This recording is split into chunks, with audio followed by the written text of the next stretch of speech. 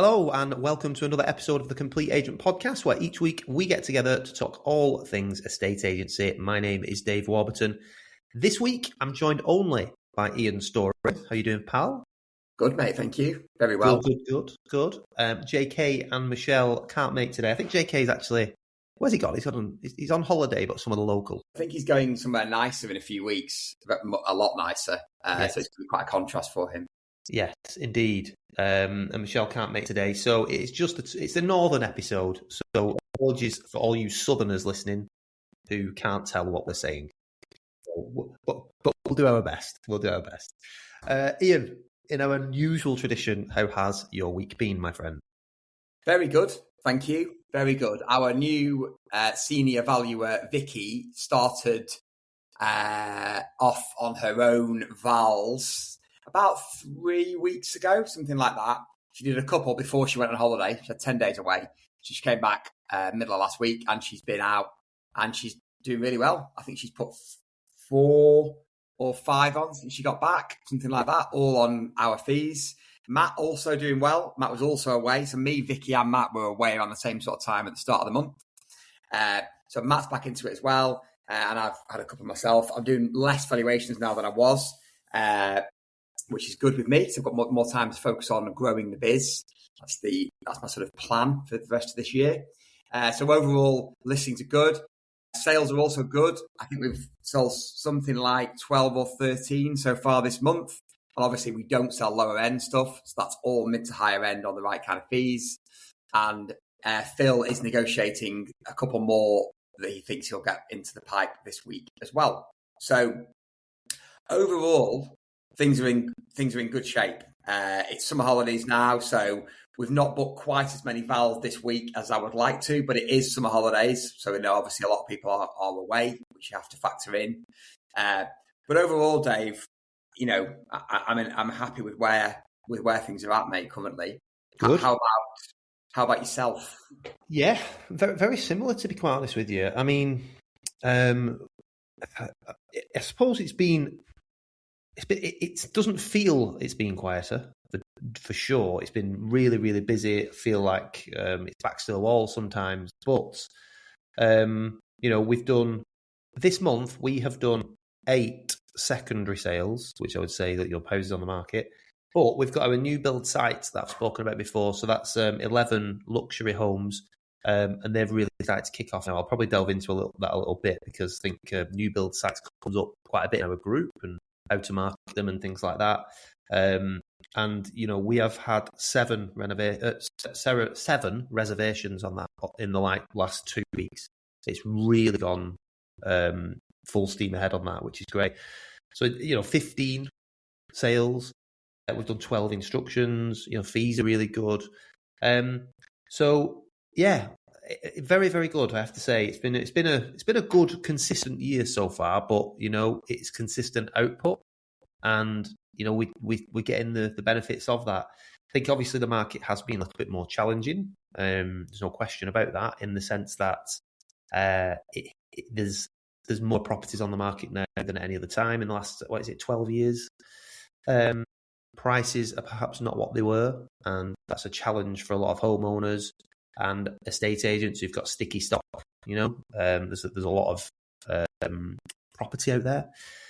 But I have to say, I think there's a difference between sort of a bad market where people are not actually buying houses, and a bad market where houses are dropping but people are still buying. It's just all about perception and how that's articulated to your client. Seeing that a lot at the moment, and I think it's you can only work to the market that you're in. Yeah, I mean, we're seeing fantastic activity in the gold dust range. So anything from sort of 500 to mil, 400 to 1.2. 500 to a mil, really fantastic. Our pre-launch is working so well. We've got one coming on in a really good village locally for, I think it's offers over 650. Red row, like a second-hand red row. So it's like 8 years old, the house. We did our social media stuff on it this week. It not due to launch till next week. I think we've had 3 viewing requests already. So there are plenty of buyers. there's always stuff at the higher end. So we've got a couple at the minute that are listed and thatched, and they're both over $1 million. So, that kind of property is trickier to sell anyway in any sort of market. Yeah. But on the whole, there's interest across the board. We sold one last week, agreed to sell on one last week at 1.85 million, chain free. That had only been on the market for about 4 weeks. Fantastic sale for us locally. Another one the week before at 2.9 cash. That had been on the market quite a while, to be fair, but got a great result for the seller and for the buyer. It's their dream home. So really, there is an activity across the board. Of course, it all comes down to getting the price right, which is where the pre-launch comes in. Should we touch a bit on that? Yeah, I think so. Just before I do, I want to echo what you're saying, really. I mean, we've got the same. So, well-priced gold dust range. The 8 that I mentioned there, sales from 410,000 to 900. Yeah. So just great houses that sell. Two of them, so I would say 2 of them are sticky stock that had price reviews and strong, realistic conversations with the homeowner. So they've been on with us for a while. If you want to sell this house, you need to adapt to the current market conditions, or you might as well take it off the market, consider renting. It's all about your circumstances, Mr. Homeowner. That's how it went. But right now, I'm telling you, with all the data that we now have, because that's the thing that a lot of people forget. I think they get nervous about approaching the client. Yeah, they've been out. Let's just say you valued it at 950,000, and that's what the market dictated at that time. It spends a prolonged period of time on the market. It's 2 months. It's 3 months.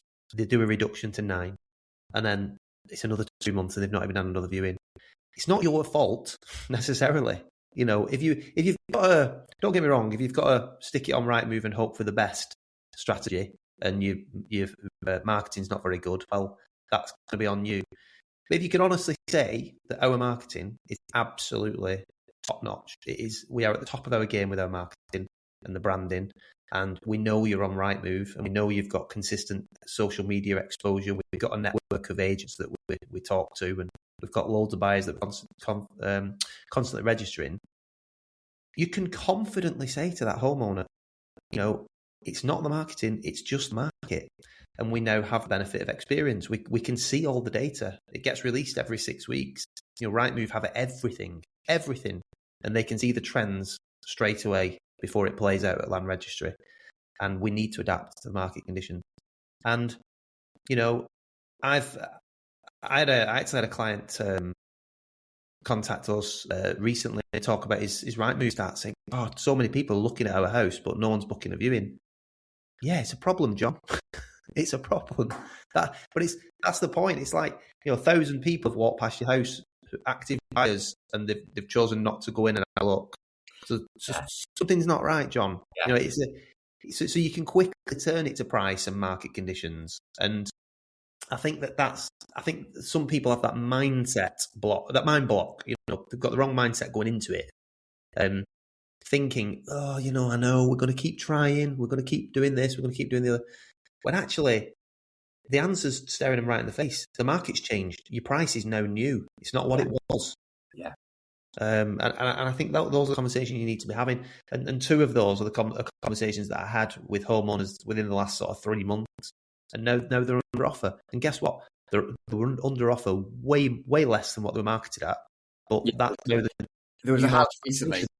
There was a house recently that I went to that was on with another agent at 1.25, and I went to see it, and we had the pricing conversation. And obviously I said it was too much and showed them the data, and they ended up staying with that agent and reducing against my advice. But you can't win them all, and I think it's had something like 5 viewings and 3 offers in the space of a week. This house, just because of the price. Yeah, it is so true, but it really is. It's so important how you set the conversation up with the seller at the start, isn't it, on the val? Mm-hmm. And it cannot be your valuation. And I still hear that so much. It has to be framed in the right way and then worded in the right way on your proposal, because the seller will look at that proposal. They might look at it anyway, but if things aren't going that well, they're going to refer back to the wording you used at the start. And if it's your valuation, then they're going to blame you. So how that's framed is very, very important. And then that makes your pricing conversation much easier further down the line. Really important. And I went to a valuation 2 weeks ago, and I was one of 5 agents to meet them. And the guy said to me, "Do you know what? I've had 5 people out, and you're the only one that's not said it's a bad market." And I said, "Really?" And he said, "Yeah." He said, "All of them have said it's a bad market." Now, if you think about it, right, if you're sat there in your house and I've gone in and you said to me, "So what's the market like at the moment?" And I've gone, "Oh, it's not great, Ian." What are you going to think straight away? I'll wait. I'll probably wait until the market gets better. Exactly. You're going to have a complete negative opinion. I don't want to lie. So the conversation with this guy was, it's not a bad market. It's a very, very price-sensitive market. And my perception of a bad market is one where people cannot buy houses. So recession, banks are no longer lending at the levels they were. Interest rates are really, really high. Yeah. What people are seeing at the moment is that we've gone from 0.1% base rates of interest to 3.75 and going, interest rates are high, and hang on, they're not high. No. They're historically low still. Yeah. You'll have, certainly in the mid to higher end, the majority of the generation that you'll be speaking to will remember the early 90s when interest rates were 15% plus. And if you tell them that in the valuation, they'll nod along with you and almost laugh with you. And then, my first taste of it came probably in 2007, 2008, when we had that recession. But, my first mortgage was like 7.5%, 8%. Mm-hmm. Yeah. So now to have an interest rate of 3.75%,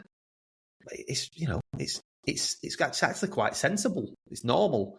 Yes, there are other economical factors that are affecting the market and affecting people's affordability. Totally understand that. You could always argue inflation. I get it.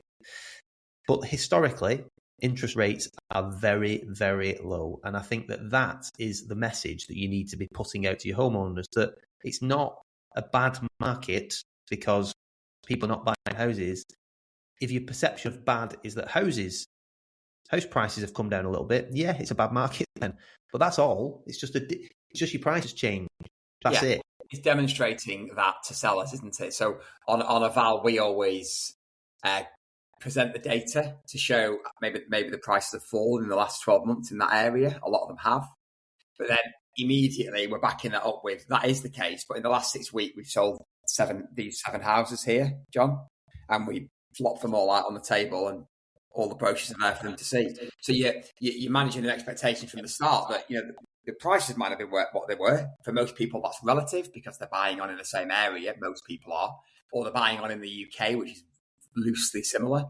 But that houses are selling, and that we've sold these 5 and 7, and these 7 and 5 of them were over marketing price. So you really should be there to deliver any negative news to the seller, but with a positive outlook, because it's totally possible to sell your property unless, as I mentioned earlier on, you've got something that's super niche. It's going to take longer. There aren't many buyers for that kind of property. On the whole, for 99% of properties, there are plenty of buyers at most prices, at most price points. It's how it's framed. I always like to take an extreme with the homeowner when we talk about pricing. So obviously we will perhaps talk about a bit of a pre-launch, but once you get them to buy into it and understand that the market values the home, that the market dictates, it's a completely different appointment. They're not just sat there waiting for you to say what you think it's worth. And I think we all have been sat in those appointments where the homeowners sort of say, I'll wait for you to tell me what you think before I tell you what I think. And we've all had them. But the reality is the market dictates, not me and not you, Mr. Homeowner. And I think, like I say, it's just getting them to understand that and make sure that you are delivering it in a way that sets you up in the future. You're not having to backtrack. Yes. I got it wrong, John. I think one thing that we've had success with on the pre-launch recently is that so many people have seen what we're doing on social. They don't know it's the pre-launch, though, until you sit down and explain it to them. They just see you on social. Yeah. So they'll say, oh, God, you know what? I've seen all these videos you're doing, or I've seen all this, or I've seen all that. They just think you're doing social media posts. But when you sit down with them on the val and explain it's Exactly. pre-launch, they go, oh, right. It makes sense. I had no idea that that's why you were doing it.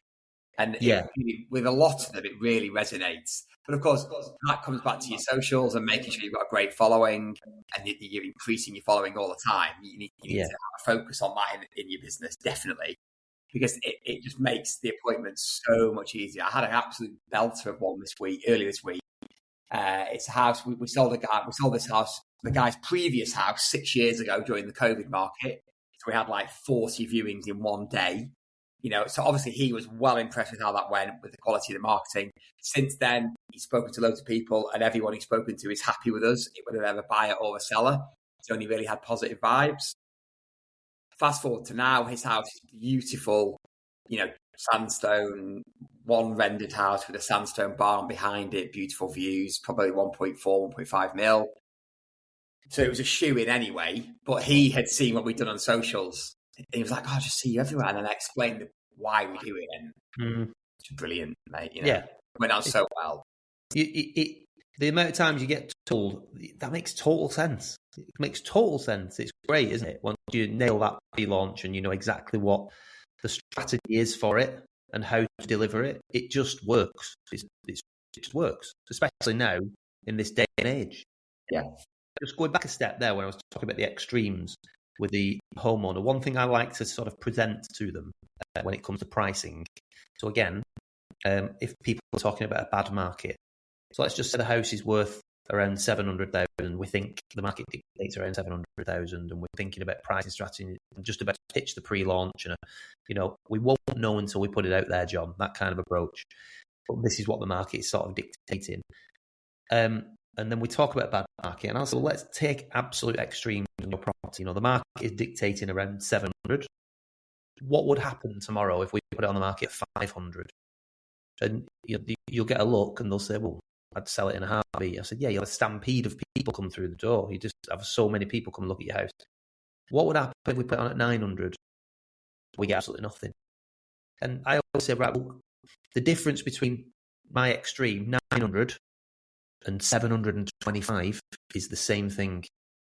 You cannot get this wrong, which is why we need to do a proper, thorough pre-launch strategy. Slow down. We don't need to rush it to Rightmove and waste that really important time.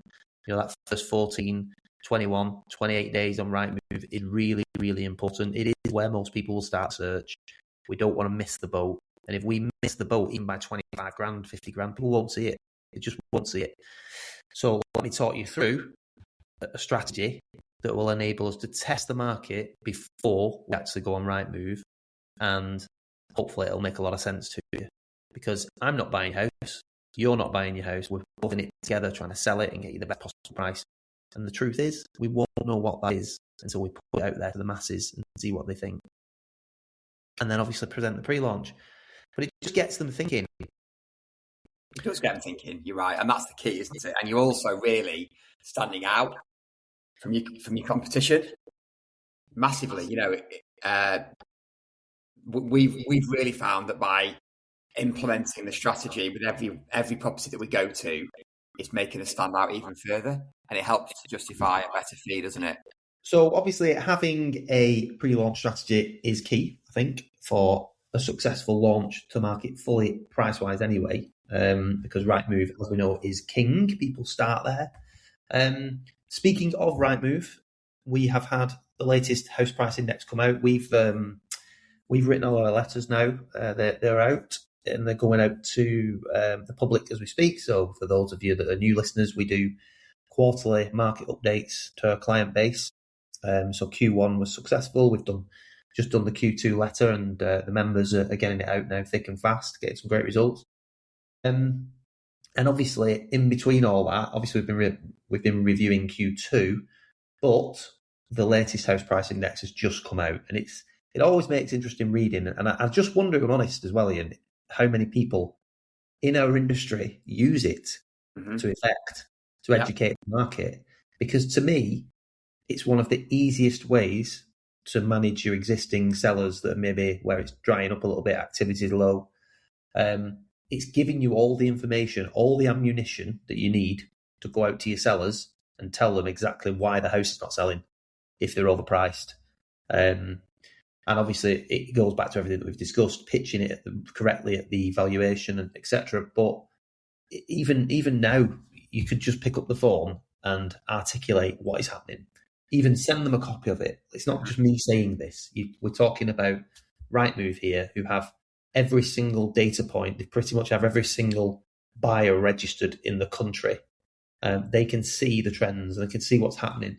And what it's showing at the moment is that asking prices are coming down.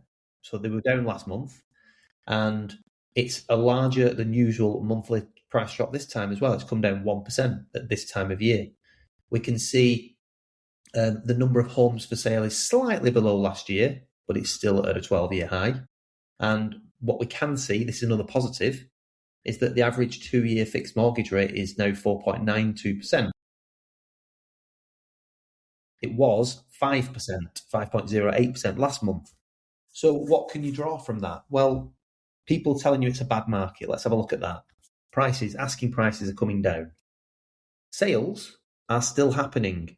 So the number of sales agreed in the first half of the year, it's 6% lower than the same period in 2025, but stock levels are higher because the price too high. And it's level with the first half of 2024. So it's not a million miles away. It's not like sales have fallen off a cliff, like 50% of houses.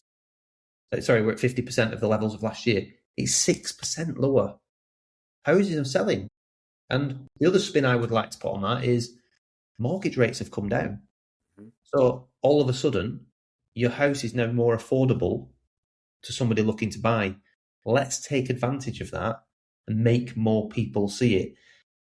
JK talks about this a lot, but trying to get them into a different price banding that they might be a little bit more uncomfortable with, but that will generate interest. And I always say a homeowner never knows what they'll take until it's real. So if it's if they're on at 850,000 and they think that is their bottom line, your challenge is to get them in offers in excess of 800. I guarantee that if they get a good offer at 825,000, they're going to consider it, especially if you frame the market the way it is, and also get them thinking about that 25,000. How's it going to affect the rest of their life? Is it actually going to affect them the way they think it might? Could they get it off the onward purchase because everybody else is in the same boat?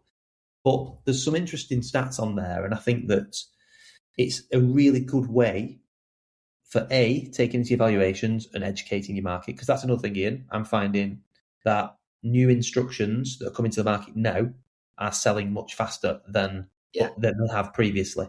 And it's because we now know what the market is.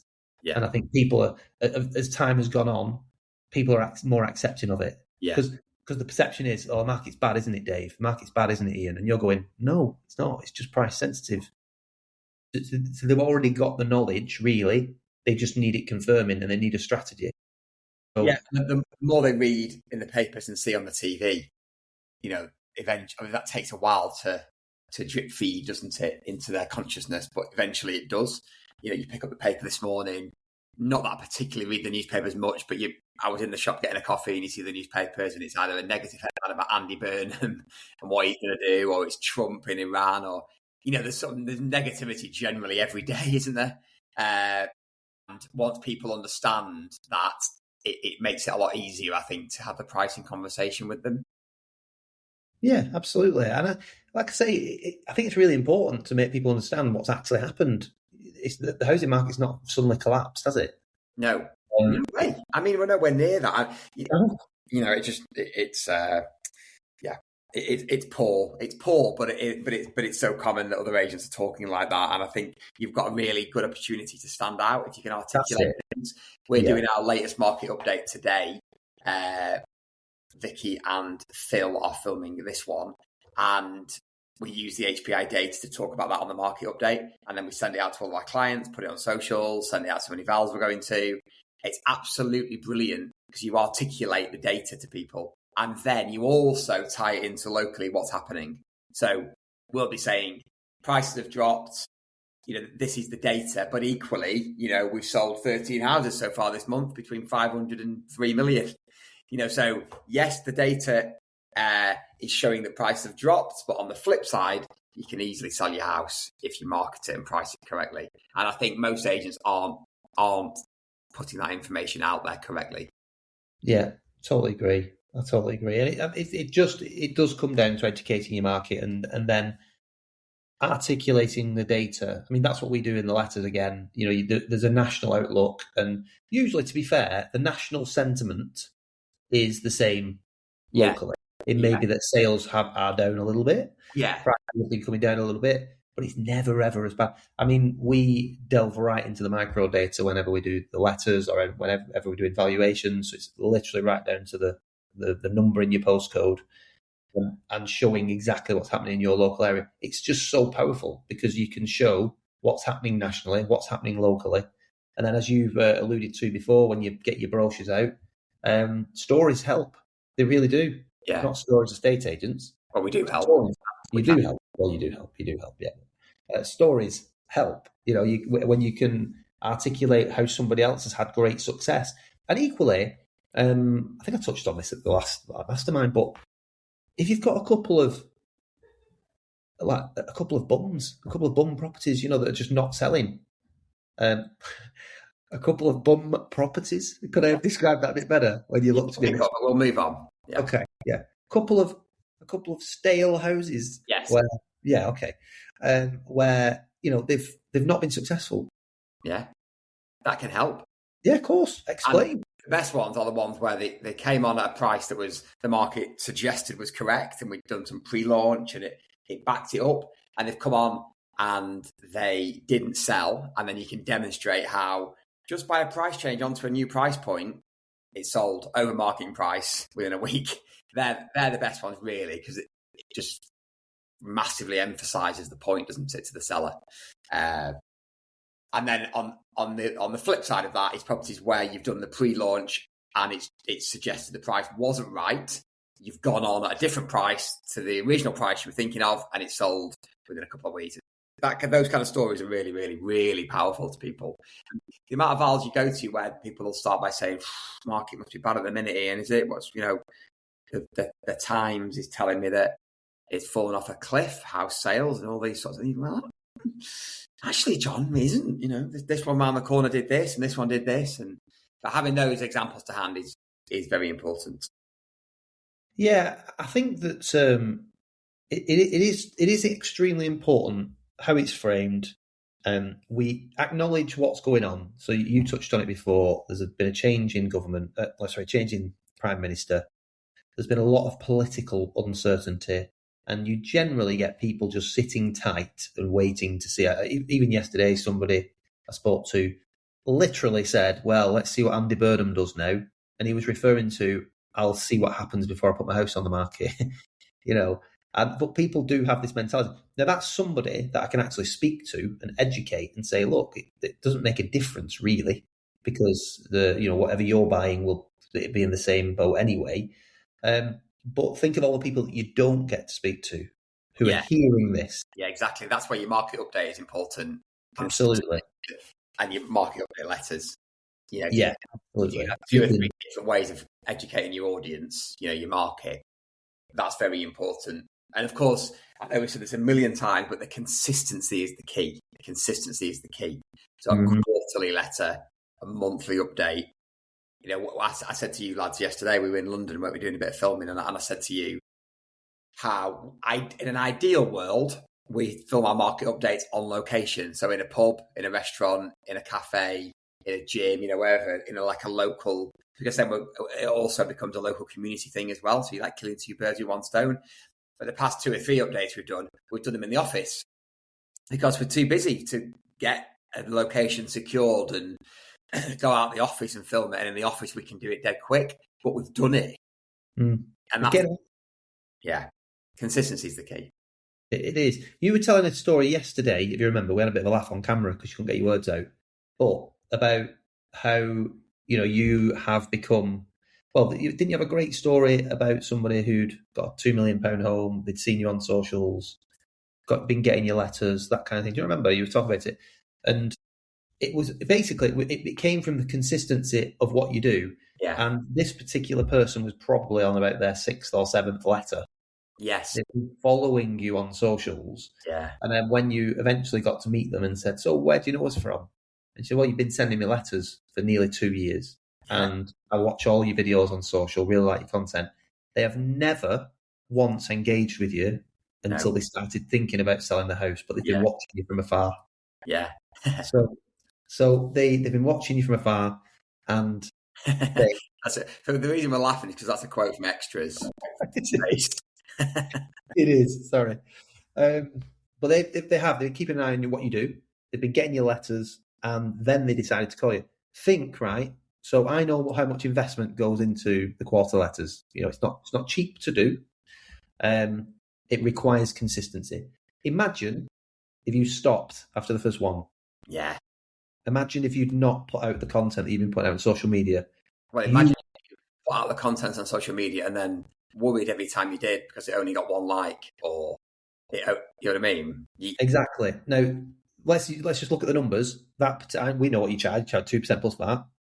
That house is £2 million. Yeah. By not being consistent with your marketing, that'd have cost you 40 grand. Yeah. Yeah, indeed. Yeah. Times however many houses do you sell every year. Mm-hmm. So it's so important that you're all over this, and it doesn't take long to do. You've even got help with various different pieces of AI software now that can help you sort of put a little script together if you want. Yeah. For the HPI, it's very straightforward to put a script together. Yeah. You've got to do it. Yeah, exactly. Yeah. I think this probably, well, all of this ties in really to how we can help agents at TCA. I mean, it's the way we've been talking turned into an opportunity to tell people, I think, how we can help. All this sort of stuff we can help with. You know, so many of our member agents are getting great results with fees. You know, we've got one in particular who's coming on a podcast in a couple of weeks. 2 lovely ladies, and their success they've had has been amazing, hasn't it? I mean, it's just brilliant to see. Yeah, unbelievable. I mean, just to give a taster on that, they've gone from 1% fees now to what did they get last week? 1.75%. Yeah, and they're not doing low end. You know, so that's over $1 million. Well over, yeah, and just change the fortune. So I'm looking forward to that podcast. In fact, I don't think I'm on it, so it'll be better, nice, much better, and nice to listen to while I'm on a holiday. Anyway, right, I think we'll leave it there. Short and sweet today. No JK, no Michelle. It's obviously shorter because JK is not here waffling on, but he'll be back. Don't worry. Anyway, yeah, thanks for listening, guys. TCA, if you want any more information on it, about everything that we offer, we would be delighted to speak to you. So just drop us a message. For now, we'll see you next week. Thanks for listening. Bye.